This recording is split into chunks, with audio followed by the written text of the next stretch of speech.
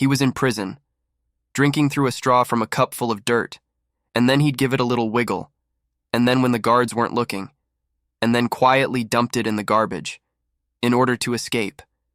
He had to find a way to get rid of the dirt. Every time they dug up dirt, they'd put it in a duffel bag, then they'd make their way up to the second-floor cells and transported it through the hole to the mezzanine on the roof. But as time went on, there was more and more dirt. The mezzanine was getting too big. Wajia was discussing the solution with his companions. The guards came to raid the building. They yelled at all the inmates to get outside.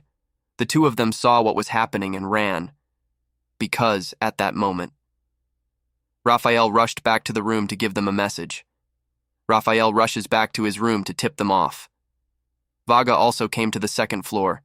He told his partner, who was transporting the dirt, to evacuate. But the brothers in the tunnel couldn't climb fast enough. They couldn't climb fast enough. The guards were getting closer to the room.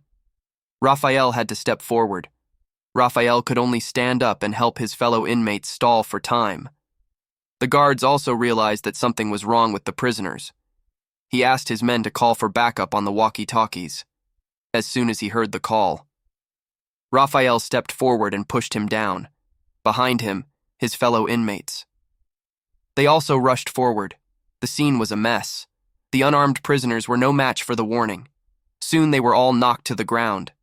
But this also gave their companions in the tunnel left enough time for their companions in the tunnels. They blocked the hole with bricks, and then they put a paste the color of the wall in the gap.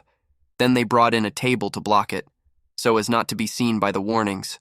They also had to wipe off the sweat and mud on their bodies.